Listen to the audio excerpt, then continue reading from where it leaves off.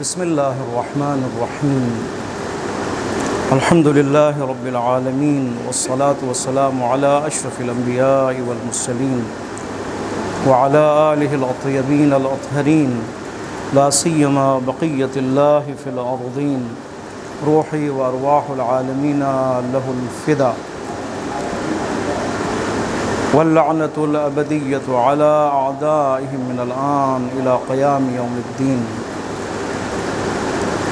رب اشرح لی صدری ویسر لی امری واحلل عقدۃ من لسانی یفقهوا قولی اما بعد فقد قال اللہ تبارک وتعالی فی کتابہ المجید وفرقانہ الحمید وقولہ الحق اعوذ باللہ من الشیطان الرجیم بسم اللہ الرحمن الرحیم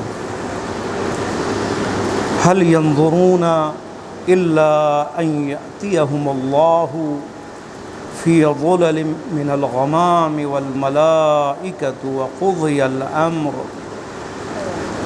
وإلی اللہ ترجع الامور سل بنی اسرائیل کم آتیناہم من آیۃ بینہ ومن یبدل نعمت اللہ من بعد ما جاءته فإن اللہ شدید العقاب۔ سلسلہ تفسیری ترتیبی قرآن ہماری گفتگو پہنچی ہے سورہ مبارک بقرہ آیت نمبر 210 اور 211۔ خداوند متعال ارشاد فرما رہا ہے، آیا یہ لوگ یعنی رسول خدا صلی اللہ علیہ وآلہ وسلم سے مخاطب ہے، یا رسول آیا یہ لوگ صرف اس انتظار میں ہیں کہ اللہ ان کے پاس آئے اور اللہ کے ملائکے ان کے پاس حاضر ہوں، وقضی الامر اور وہ حقائق بیان کریں؟ صرف اللہ کی طرف ہی امور کی بازگشت ہے، سارے امور ہر کام اللہ کی طرف سے خدا انجام دیتا ہے۔ ایسا نہیں کہ فرشتے اللہ کی اجازت کے بغیر انجام دیتے ہیں یا نبی اللہ کی اجازت کے بغیر کچھ کام کرتے ہو، نہیں، ہر چیز کی، ہر کام کی، چاہے اس کا تعلق بارش سے ہو، رزق سے ہو، عزت سے ہو، ذلت سے ہو، شکست سے ہو، کامیابی سے ہو، اس کا تعلق خود خدا کے ارادے سے ہے۔ سوال کرو اے لوگو، اے مومنو سوال کرو، یا رسول اللہ سوال کرے بنی اسرائیل سے کہ ہم نے انہیں عطا کی ہیں محکم واضح آیتیں، کتنی آیتیں ہیں جو روشن ہے، واضح ہے، آشکار ہے، جو ہم نے انہیں عطا کی، اور جو بھی اللہ کی نعمت کو بدلے وہ بھی کب؟ بینات کے آنے کے بعد۔ فرماتے ہیں اس وقت اللہ کا جو عذاب ہوگا نا بہت شدید ہوگا۔ اللہ کی طرف سے بینات، معجزہ دکھانے کے بعد، آنے کے بعد، حجت تمام ہونے کے بعد، اس کے بعد اگر کوئی گڑبڑ کرے، نعمت خدا کو بدلنے کی کوشش کرے، تو اس کے بعد عذاب، اللہ کا جو عذاب ہے وہ حتمی ہے، اور یہ عذاب جو ہے وہ شدید ہے۔ دیکھیں دو طبقوں کا تذکرہ ہوا، ٹھیک ہے، دو طبقے پچھلی آیات میں، پچھلے جسس میں خداوند متعال نے امیر المومنین علیہ الصلوۃ والسلام کی فضیلت میں جو آیت ہے جس میں بیان ہوا کہ لوگوں میں سے بعض، جن میں سے علی علیہ السلام ہیں، وہ ہیں کہ جو اپنے نفس کو بیچ دیتے ہیں اور اللہ کی مرضی کو خرید لیتے ہیں، ٹھیک ہے، ایک یہ طبقہ ہے۔ امیر المومنین علیہ الصلوۃ والسلام ائمہ معصومین علیہ الصلوۃ والسلام، اس سے پہلے انبیاء اور آپ کے ماننے والے، ٹھیک ہے، البتہ اپنے درجات کے مطابق، اپنی معرفت کے مطابق سب سے اتم اور اکمل اور اس ہائی لیول پر 100% کون ہے؟ معصوم ہے، امیر المومنین علیہ الصلوۃ والسلام ہے۔ اور امیر المومنین علیہ الصلوۃ والسلام تاریخی لحاظ سے ثابت ہے کہ لیلۃ المبیت میں یا ہجرت کی رات کو خداوند متعال کے حکم سے رسول اللہ کے آرڈر پر امیر المومنین آپ کے بستر پر سوئے، ٹھیک ہے، اپنی جان کو فدا کیا، گویا کہ کیونکہ قوی احتمال تھا کہ شہادت ہو۔ اس کے بارے میں گفتگو ہوئی ہے لہٰذا ایک طبقہ کون ہے کہ جو اپنے نفس کو بیچ دیتا ہے، مرضی خدا کو خرید لیتا ہے، اور اس کے بالکل برعکس وہ لوگ ہیں کہ جو اپنے نفس کو خرید لیتے ہیں، اللہ کی مرضی کو بیچ دیتے ہیں۔ یہ دو طبقے ہیں، اس پہ غور کرنے کی ضرورت ہے۔ ہم کس طبقے میں ہیں، کہ ہمارا تعلق کس طبقے سے، کس گروہ سے ہے۔ جب نفس کی بات آتی ہے تو بہت اہم ٹاپک ہے نفس انسان۔ نفس انسان میں نفس امارہ ہے، نفس مطمئنہ ہے، نفس لوامہ ہے۔ نفس خواہشوں کے اس اڈے کو کہا جاتا ہے۔ انسان کے اندر خداوند متعال نے اس سسٹم کے اندر جہاں دیکھنے کے لیے آنکھ رکھی، سوچنے کے لیے ذہن رکھا، اور فیصلہ کرنے کے لیے عقل رکھی، اور اس اللہ نے دل رکھا پمپنگ کے لیے، ٹھیک ہے، اور احساسات کے لیے۔ اس اللہ نے اس کے اندر بہت سے نظام رکھے، چلنے کے لیے ٹانگیں، اور اسی طرح ہاتھ چھونے کے لیے اور چکھنے کے لیے زبان۔ اسی اللہ نے اس کے اندر جو بہت ہی اہم ہے خواہشات رکھ دی ہے، ٹھیک ہے۔ اگر آپ کو کہیں آپ کہاں سے دیکھتے ہیں، آپ کہیں کہ آنکھوں سے دیکھتے ہیں۔ اگر آپ سے سوال کیا جائے کہاں سے آپ سنتے ہیں، آپ کہیں کہ کان سے سنتے ہیں۔ اگر کوئی یہ سوال کرے آپ کو کہ خواہشات کہاں سے جنم لیتی ہیں آپ کے اندر، آپ کا جواب یہ نہیں ہوگا آنکھوں سے، زبان سے، کان سے، نہیں، اس کا اپنا ان کے اپنے فنکشنز الگ الگ ہیں۔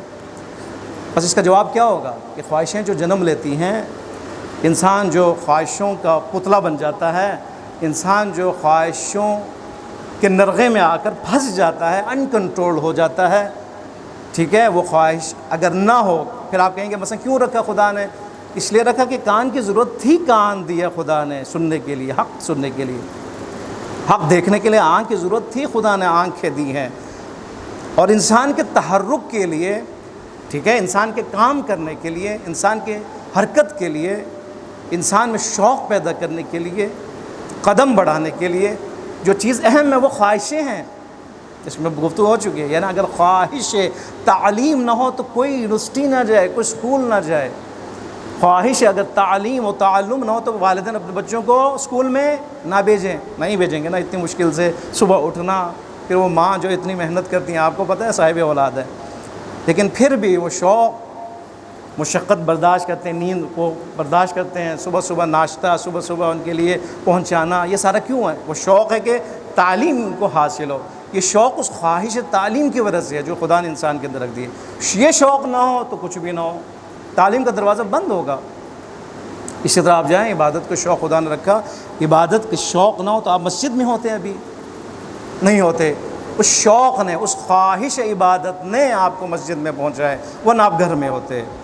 اس کا مطلب ہے خواہشات ضروری ہیں، لیکن خطرہ کہاں پہ ہے کہ جہاں پر اس نفس کو، جہاں پہ خواہشیں جنم لیتی ہیں، اس نفس کی طہارت نہ کی جائے، ٹھیک ہے، اس کو پاک نہ کیا جائے۔ سورہ شمس میں خداوند متعال نے 11 قسمیں کھائی ہیں آپ کو اور مجھے سمجھانے کے لیے۔ والشمس وضحاها والقمر اذا تلاها والنهار اذا جلاها والليل اذا يغشاها والسماء وما بناها والارض وما طحاها، آخری قسم ونفس وما سواها، قسم ہے اس نفس کی اور اس کی جس نے اس نفس کو سنوارا ہے، بنایا ہے، اس سسٹم میں فٹ کیا ہے جو اس انسان کی ضرورت تھی، ٹھیک ہے۔ اس اللہ کی قسم جس نے اس نفس کو بنایا ہے، رکھا ہے، اس نفس کو فَأَلْهَمَهَا، پھر اس نفس کو تعلیم دی ہے اچھے اور برے کی۔ اس کے اندر اچھے خواہشات بھی رکھ دی، بری خواہشات بھی رکھ دی، دونوں کی ضرورت امتحان کے لیے انسان کی، کہ انسان کیا کرتا ہے، انسان بنتا ہی نہیں بنتا۔ آپ انتظامیہ سے کہیں کہ اس کو ایکو جو ہے تھوڑا کم کر دو۔ کہاں ہیں ہمارے برادر، کہاں ہیں؟ نفس کی ضرورت ہے، خدا نے اس لیے عطا کی ہے، نعمت خدا ہے۔ جس طرح آنکھ نعمت خدا ہے، ٹھیک ہے، حق دیکھنے کے لیے، لیکن خدا انسان جو ہے نامحرم کو دیکھتا ہے، یہ کس کی غلطی ہے؟ انسان کی غلطی ہے نا۔ چھری سیب کاٹنے کے لیے، لیکن اگر کوئی اس کو قتل کے لیے استعمال کرے، کس کی غلطی ہے؟ اس انسان کی غلطی ہے۔ ضرورت ہے نا، چھری کچن کی ضرورت ہے، خواتین کی ضرورت ہے، لیکن یہ کبھی قاتلوں کی ضرورت بن جاتی ہے۔ نفس ضرورت ہے ہماری، لیکن نفس کو نظم دینے کی ضرورت ہے۔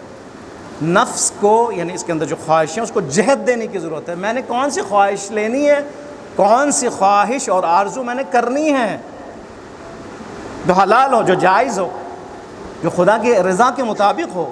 اسی لیے فرماتے ہیں جو ایک طبقہ ہے کہ جو صرف خدا کی رضا کے مطابق زندگی کرتے ہیں، یعنی وہ نفس کے آرزو اس خواہشات میں نہیں بہتے، ٹھیک ہے۔ ہم نے اس کو فضیلت کے طور پر صرف قرار دیا ہے۔ امیر المومنین وہ کہ جو بستر پہ سوئے، جنہوں نے اپنی جان کو فدا کی، جنہوں نے اللہ کی مرضی خرید لی۔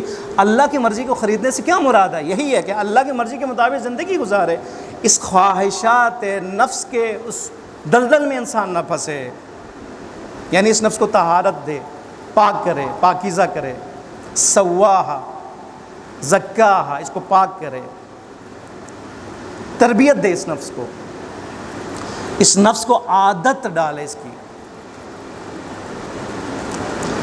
کی نفس کی پاکی اور تربیت کے لیے قرآن ہے، اسی نفس کی پاکی اور تربیت کے لیے نبی ہیں، رسول ختم رسول ہیں، تبیین کرنے کے لیے کہ اے انسان اشرف المخلوقات بنائے تمہیں، لیکن ایک شرط ہے، اشرف المخلوقات اس وقت بنو گے کہ اس نفس کے اندر نفس امارہ کے مطابق تم حکم پہ عمل نہیں کرو گے۔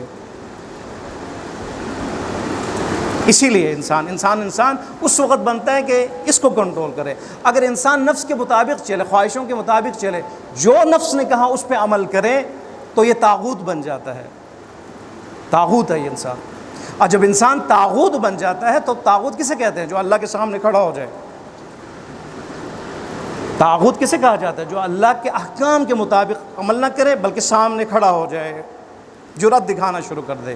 لہٰذا ہر وہ انسان کہ جس کا نفس ناپاک ہو، اپنے اپنے درجے کے مطابق ممکن ہے اس کا نفس جو ہے وہ پاک ہو 80%، 20% وہ اس کے اندر مشکل ہے، اسی 20% کہ جو مشکل ہے، جو خرابی ہے، اس کو تباہ کر دیتا ہے۔ انسان 20% طاغوت بن جاتا ہے۔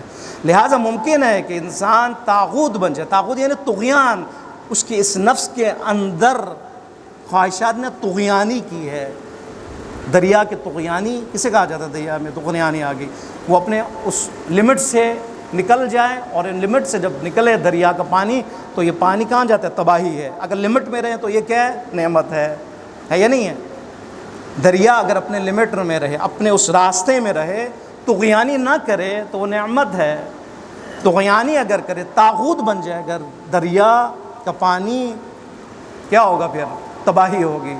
انسان کے اس نفس میں، خواہشوں میں اگر طغیانی آ جائے تو پھر تباہی ہے۔ یہ طغیانی کبھی 10% ہے، کبھی 5% ہے، کبھی 50% ہے، اور کبھی 100% ہے۔ یزید 100% طغیان ہے، ٹھیک ہے۔ لیکن ایک انسان ممکن ہے آپ اور میں خدا نخواستہ گھر میں طاغوت ہوں، ایک شوہر طاغوت ہو، شیعہ کہنے والا شوہر یا شیعہ کہنے والی بیوی یا شیعہ کہلانے والا باپ ممکن ہے اپنے گھر میں طاغوت ہو۔ یعنی کیا مطلب؟ خدا کے احکام کے مطابق اس کے مقابلے میں آ جائے، حکم نہ مانے، اگنور کرے، مخالفت کرے، جھوٹ بولنے والا طاغوت اپنے جگہ پر، زنا کرنے والا طاغوت ہے اپنے جگہ پر، کسی پر ظلم کرنے والا، بیوی پہ ہاتھ اٹھانے والا کون ہے؟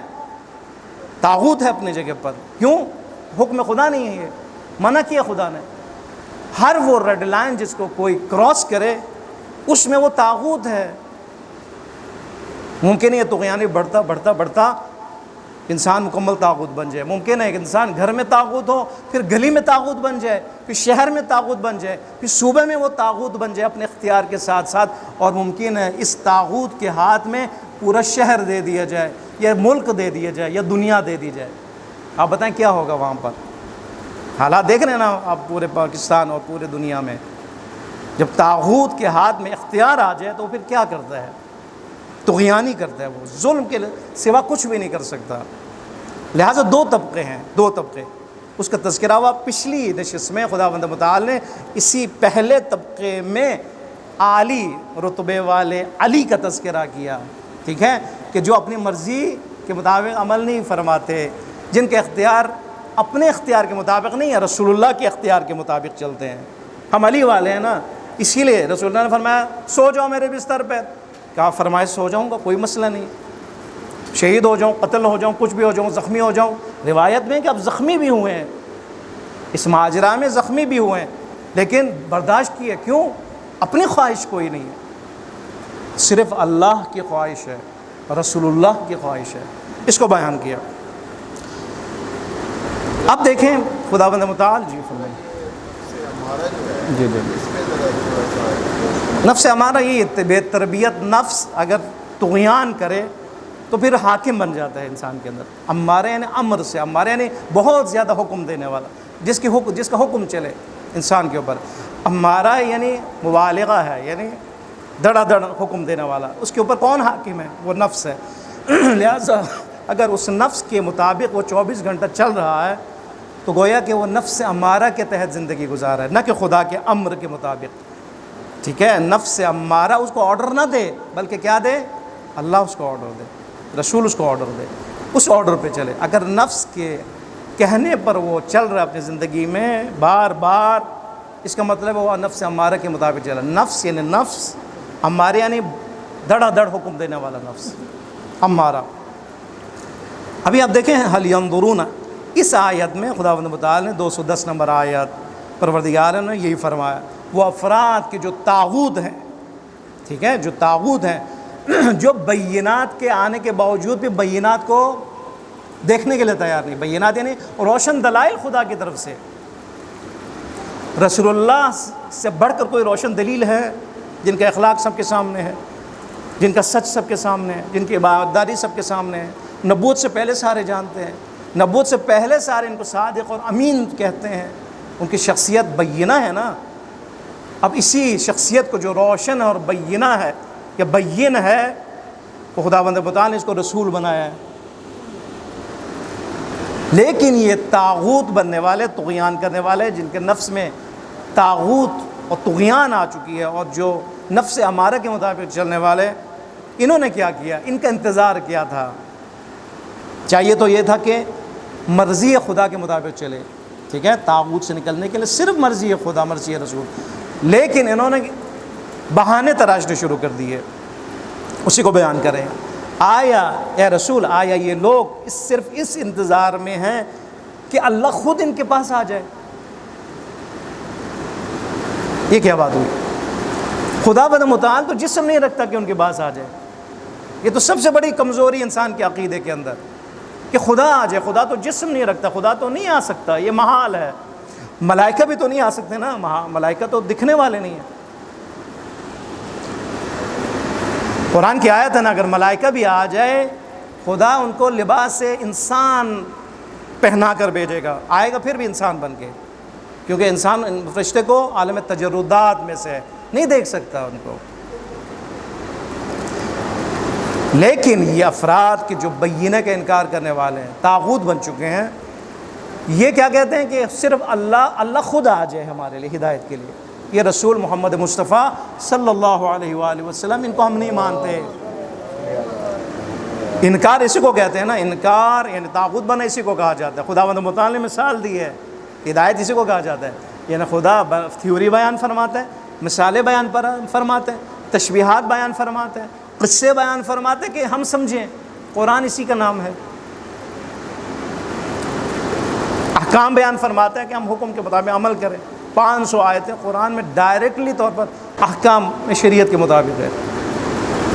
حل ینظرون، آیا یہ لوگ اس انتظار میں ہیں ان یأتیہم اللہ، کہ خدا ان کے پاس آ جائے، فی ظلل من الغمام، بادلوں کے سائے میں، والملائکۃ، اور ملائکہ آ جائیں ان کے پاس. دونوں ممکن نہیں ہے، دونوں ممکن نہیں ہے. یہ تمہارا مطالبہ کیا ہے؟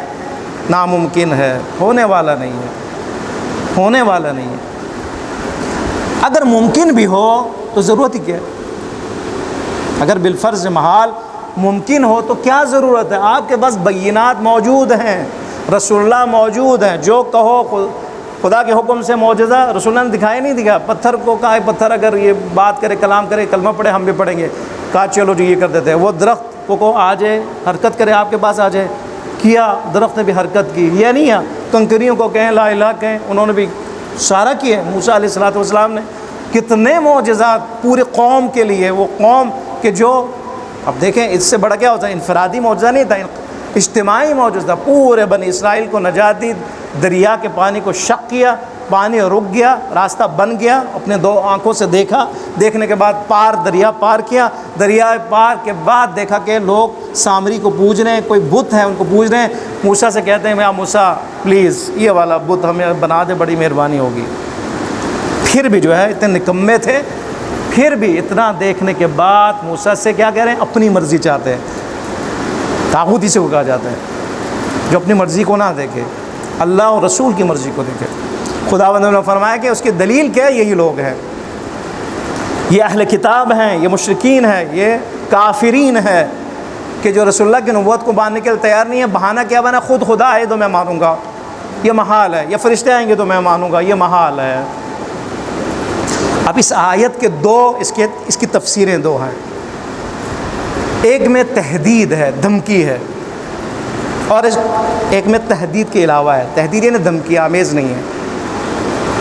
دھمکی کیسی ہے اس کے اندر؟ آیا یہ لوگ صرف اس انتظار میں ہیں کہ خداوند متعال ان کی طرف آئے؟ آیت اللہ طباطبائی نے اس کی تائید کی ہے، اور اس کے لیے ایک روایت امام رضا علیہ الصلوۃ والسلام کی، اللہم صلی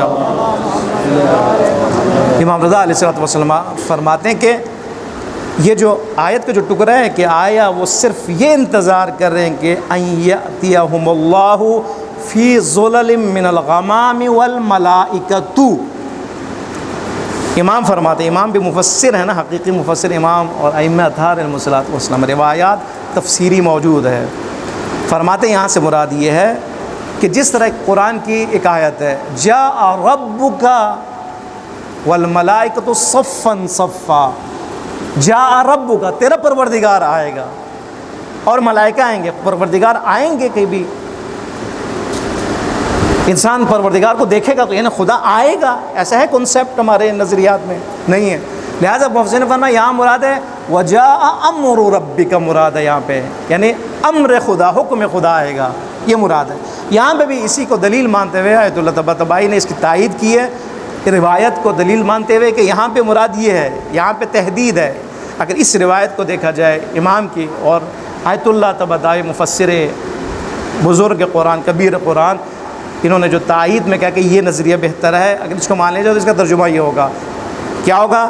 آیا یہ انتظار کر رہے ہیں مگر یہ کہ پروردگار عالم فرشتوں کو بھیجیں عذاب کے لیے، صرف یہ تمہارا انتظار ہے، اور کام تمام ہو جائے، عذاب قضی الامر، اور کام تمام ہو جائے اور فیصلہ ہو جائے اور عذاب آ جائے، یہ اس انتظار میں یہ کہ جو نہیں مان رہے کہ ہم نہیں مانیں گے، فرشتے آ جائیں، خدا آ جائے، یعنی اس کا مطلب ہے تم بگڑے ہوئے ہو، سدھرنے والے نہیں ہو، اس کا مطلب ہے تمہیں عذاب چاہیے، تو عذاب آ جائے گا، اس میں کوئی مسئلہ نہیں ہے، خدا عذاب کرنے والا ہے، ان کے لیے کیا ہے؟ قدرت رکھتا ہے وہ خدا۔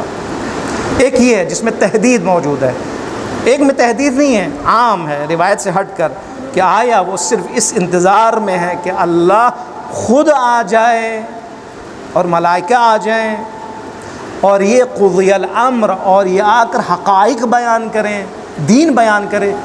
بندے خدا ضرورت نہیں ہے نا، سب کچھ بیان ہو رہا ہے، نبی موجود ہے، خدا کو آنے کی کیا ضرورت ہے؟ مثلا اگر فرض کریں ضرورت نہیں ہے، خدا تو آ بھی نہیں سکتا، فرشتے کو آنے کی کیا ضرورت ہے؟ سسٹم خدا نے ایسا بنایا ہوا ہے کہ فرشتہ نزول وحی فرمائے گا، کس کو؟ نبی کو، نبی کے پاس علم خدا آ جائے گا اور یہ نبی مبین بن کر آگے تبیین کریں گے، تبلیغ کریں گے، یہ سسٹم ہے، اس کو مان لو، نہیں مانو گے تم طاغوت ہو، انکار ہو، منکر ہو۔ وَإِلَى اللَّهِ تُرْجَعُ الْأُمُورُ، اس کے بعد فرمایا کہ صرف خدا کی طرف سارے امور کی بازگشت ہے۔ اگر کسی نے نبی بھیجنا ہے تو خدا نے کرنا ہے، کسی نے کسی نبی کا انتخاب کرنا ہے تو خود خدا نے کرنا ہے، کسی نے اگر امام کا انتخاب کرنا ہے خود خدا نے کرنا ہے، خدا نے اگر عذاب بھیجنا ہے تو خود خدا عذاب بھیجے گا اپنے ارادے سے، اگر کسی کو بہشت میں جنت میں ڈالنا ہے تو خود خدا جو ہے وہ اپنے ارادے سے کسی کو جنت میں ڈالے گا اس کے عمل کے مطابق۔ لہٰذا وَإِلَى اللَّهِ تُرْجَعُ الْأُمُورُ اسی کے لیے اس کے ساتھ جو ہے مربوط ہے کہ سارے، ٹھیک ہے، سارے حکم اور امور اور امر اور کام، چاہے وہ چھوٹا ہو چاہے وہ بڑا ہو، وہ خدا خود فرماتا ہے، وہ کام انجام دیتا ہے۔ لہٰذا خدا اپنی حکمت کے تحت انجام دیتا ہے، علم کے تحت انجام دیتا ہے۔ لہٰذا یہاں پر انسان طاغوت بن کر خدا کے کام میں دخالت کرتے ہوئے مطالبہ نہیں کر سکتا ہے کہ خدا آپ یہ کریں، فرشتوں کو بھیجے پھر ہم مانیں گے، نبی کی ہمیں ضرورت نہیں ہے، خود آپ آ جائیں پھر ہم مانیں گے۔ فرماتے ہیں نہیں، ایسی بات نہیں، وَإِلَى اللَّهِ تُرْجَعُ الْأُمُورُ، امور خدا کے ہاتھ میں، وہ خدا اپنے مصلحت کے تحت جس کو بھیجنا چاہے، جس سسٹم کے تحت لانا چاہے اور جس سسٹم کے تحت تبلیغ کروانا چاہے وہ خدا کے ذمے ہے، اور وہ خدا فرمائے گا تمہارا کام کیا ہے؟ بندگی ہے، ماننا ہے، ماننا۔ اسی لیے معرفت خدا کی ضرورت ہے، یعنی انسان معرفت خدا رکھے کہ وہ خدا صاحب اختیار ہے، ہم خدا کے انڈر میں ہیں، انسان یہ مان لے، یہ نتیجہ اخذ کرے۔ سل بنی اسرائیل، فرمایا ہاں ایک اور ایگزامپل آپ کو دیتے ہیں، اسرائیل، بنی اسرائیل سے جا کے پوچھو، انہوں نے یہی کیا کام انجام دیا تھا، ٹھیک ہے؟ سل، سوال کرو بنی اسرائیل سے، کم آتیناہم، ان سے پوچھو کہ ہم نے کتنی آیت، یعنی آیت سے مراد نشانی، معجزہ، بینہ، آشکار، آیت بینہ، روشن آشکار معجزات ہم نے ان کو عطا کیے ہیں۔ ان بنی اسرائیل سے پوچھو، کم، انگلش والا کم نہیں ہے، کم یعنی کتنے زیادہ، کتنی زیادہ نشانیاں اور معجزات ان بنی اسرائیل کو ہم نے دیے ہیں، ان کے مطالبوں پہ دیے ہیں، ان کے کہنے پر دیے ہیں۔ ان سے پوچھو ذرا، یہ جو تم کہہ رہے ہو نا خدا خدا ہے، یہ جو تم کہہ رہے ہو یہ کوئی نیا مسئلہ نہیں ہے، انہوں نے یہی مطالبات کیے تھے اور پھر اس کے بعد سدھرے نہیں تھے، ٹھیک ہے؟ یہ بیان فرمانا چاہ رہے ہیں۔ لہٰذا تم بھی بہانہ ہو، صرف بہانے کے سوا کچھ نہیں ہے۔ اس بنی اسرائیل سے پوچھو، سوال کرو کہ ہم نے کتنے ان کو روشن معجزے، دلائل ان کو عطا کی ہیں۔ اس کے بعد ہوا کیا؟ وَمَن يُبَدِّلْ نِعْمَتَ اللَّهِ، جو بھی اللہ کی نعمت کو بدل دے، غور کیجئے گا، جو بھی اللہ کی نعمتوں کو بدل دے، نعمت الہی کو بدل دے، من بعد جاءتہ، وہ نعمت جو اس کے پاس آ جائے، آنے کے بعد جو بھی نعمت خدا کو بدل دے، فإن اللہ شدید العقاب، اس کے لیے شدید عقاب ہے۔ نعمت کو بدلنا، اس سے کیا مراد ہے؟ نعمت کو بدلنا یعنی جو نعمت آپ کو دی ایک سہولت کے طور پر، اس سہولت کو اگنور کرنا، اس کو کہتے ہیں نعمت کو بدلنا۔ نعمت کو تو بدلا نہیں، مثلا آپ نے، خدا نے آنکھیں دی، میں آنکھ کو کیوں بدلوں گا؟ آنکھ کی نعمت کو بدلنے سے مراد یہ کہ آنکھ کو جس مقصد کے لیے خدا نے دیا ہے اس مقصد کے لیے استعمال نہ کرنا، یہ ہے مراد ہے۔ ہاتھ کو جس مقصد کے لیے دیے اس کے برخلاف استعمال کرنا، پھر وہی طاغوت کا مسئلہ آ جائے گا۔ ٹانگوں کو جس مقصد کے لیے دیے اس کے خلاف استعمال کرنا، مقصد کے برخلاف استعمال کرنا، اس کو کہتے ہیں نعمت کو بدلنا، یعنی اس کے ہدف کو بدل دینا، اس کے مقصد کو بدل دینا، یہ خود نعمت کو بدلنا ہے۔ وہ بنی اسرائیل سے پوچھو کیا ہوا ہے، ان کو نعمتوں پہ نعمتیں، من و سلوہ، کسی قوم پہ خدا نے من و سلوہ بھیجا ہے، ان کو پکانے کی ضرورت نہ ہو، کچن کی ضرورت نہ ہو، ہانڈی بنانے کی ضرورت نہ ہو، مارکیٹ سے سبزی خریدنے کی ضرورت نہ ہو، آسمان سے اترے وہ لوگ کھا لیں، پرندے آئیں ان کے دسترس میں، پرندوں کو پکڑیں اور آ کے کھا لیں، کھائیے کوئی، یہ نعمت کسی کو نہیں ملی، نہ ان کو ملی ہے۔ لیکن انہوں نے کیا کیا ہے؟ کہا کہ خدا یہ نہیں چاہیے ہمیں، سبزی چاہیے ہمیں، اگا کے ہمارے لیے پیاز، ہمارے لیے دالیں، ہمارے لیے بصل، ہمارے لیے تھوم، ہمیں یہ چیزیں چاہیے، اب وہ نہیں چاہیے۔ ان کے مطالبے پھر بدلا گیا، بنی اسرائیل نے بدلے نعمتوں کو، خدا نے فرمایا ان کی طرف دیکھو، سل، ان کو دیکھو کتنی آیات بینہ ان کو ہم نے عطا کی ہیں نعمت کے طور پر، پھر انہوں نے بدلا ہے، بس جو بھی بدلے گا اس کے لیے عذاب شدید ہے۔ ایک قانون کلی بنا دیا کہ خدا نے نعمتیں دیں، فلان فلان، یہ نعمتوں کا سلسلہ جاری رہے گا، آج بھی 2024 میں بھی ہر ایک کو مختلف نعمتیں مختلف شکلوں میں ان کو ملیں گی۔ اگر کوئی اس نعمت کا خیال نہ رکھے، مقصد کے خلاف استعمال کرے، تو وہ بھی گویا کہ کیا ہے، نعمت تبدیل کر رہا ہے، اس کے لیے بھی شدید عذاب ہے۔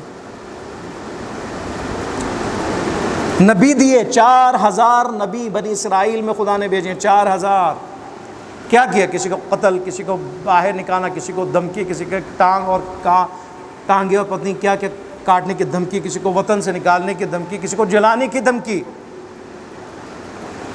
ہوا یا نہیں ہوا؟ یہ نعمت بدلنا نہیں ہے کہ نبی کو ہدایت اللہ کی طرف سے اور تم اور دھمکی دو ان کو، تبدیلی نعمت نہیں ہے۔ نبی کو ہدایت کے لیے بھیجا ہے، اس زمانے کے بہترین انسان کو بھیجا ہے، اور تم کیا کرو؟ کو قتل کر دو۔ تبدیلی نعمت نہیں ہے؟ آج آپ دیکھیں امام زمان عجل اللہ فرجہ الشریف آج ہیں یا نہیں ہیں؟ ظاہر نہیں، حاضر تو ہیں نا، لیکن ہم قدر نہ کریں امام کی، تبدیلی نعمت ہے یا نہیں ہے؟ قرآن ہمارے پاس ہدایت کی کتاب گھر میں موجود، کمرے میں موجود، ہاتھ لگانے کے لیے تیار نہیں ہے، تبدیلی نعمت نہیں ہے یہ؟ تلاوت کیا، ترجمے کی، اصل ضرورت کا احساس نہیں ہو رہا، ترجمہ پڑھ رہے ہیں سمجھ نہیں آئے، تفسیر کی ضرورت ہی نہیں ہے۔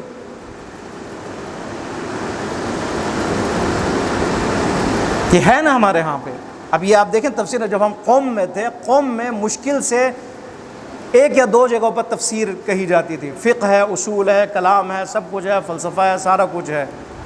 20-22 سال ہم وہاں پہ رہے، لیکن ہم نے وہاں پر 1 اور 2 بندوں کو تفسیر کی کلاس، آیت اللہ قراتی ہمارے استاد تھے، پھر ہم البتہ وہ بہت کم ایرا قوم میں تشریف لاتے تھے، آیت اللہ خاتمی صرف فیضیہ، مدرسہ فیضیہ میں تفسیر کہتے تھے، اور ہم مشکل سے وہاں ٹائم نکال کے جاتے تھے، ان کے علاوہ کوئی بھی تفسیر پڑھانے والا نہیں۔ آیت اللہ قراتی بار بار رہبر معظم کے حضور میں بھی بیان فرماتے تھے کہ حوض علمیہ یا قوم کے پاس سارے علوم موجود ہیں سوائے قرآن کے۔ فرماتے ہیں یہ آفت ہے، آپ کو فقہ اور فلسفہ سارا جو ہے آپ پڑھا رہے ہیں، لیکن قرآن کا ترجمہ تک نہیں پڑھا رہے۔ پھر ہم نے آیت اللہ قراتی کی وجہ سے ہم نے پھر ترجمے پہ کام شروع کیا، پھر تفسیر پہ کام شروع کیا۔ خدا ان کو طول عمر عطا فرمائے۔ ہے نا یہ محجوریت ہے نا، تبدیلی نعمت ہے، یعنی ہمارے ذہن اصل تیار نہیں قرآن کے لیے، ہدایت لینے کے لیے تیار نہیں ہے، صرف قرآن خوانی کے لیے، بخشوانے کے لیے، مرحومین کے لیے، ثواب کے لیے، جبکہ یہ قرآن کیا ہے؟ ہدی للمتقین، ہدایت کے لیے، انقلابی کتاب ہے، کتاب انقلاب ہے، ہر روز کئی دفعہ پڑھنے کی، اس کو کھولنے کی، اور کھول کر اس کو اپنے تبدیلی کے لیے پڑھنے کی، اپنی لغزشوں کو اس کے اندر، اس کے اوراق میں، اس کے آئینے میں دیکھنے کے لیے اس قرآن کو نازل کیا ہے، کہ ہم بنی اسرائیل کے اس واقعات میں اپنے چہروں کو دیکھیں، ہم فلان ظالم کے چہرے کو اس میں دیکھیں اور اپنے آپ کو گیس کریں ہم کہاں پہ بیٹھے ہوئے ہیں، ان واقعات میں ہمارا کہاں پہ ہے، ہماری جو ہے وہ شخصیت کہاں پر ہے۔ طاغوت تو نہیں بنے، طاغوتوں کی لسٹ میں تو نہیں ہے، ان افراد کی لسٹ میں تو نہیں ہے کہ جنہوں نے اپنے جان کو خریدا ہے، اس کو محفوظ کیا ہے، نفس کو خریدا ہے، صرف اپنے نفس کی خواہشات نفس کے مطابق چلتے ہیں، خدا کی مرضی اس کے لیے کوئی جو ہے اہمیت نہیں ہے اس کے لیے۔ آیا ہم اس میں سے تو نہیں ہیں؟ خوب اگر ہیں تو واضح ہے کس لسٹ میں ہیں، اور پھر کہاں جائیں گے، نجات ہے کیا ہے، یہ اس کے لیے پھر نتیجہ بھی واضح ہے۔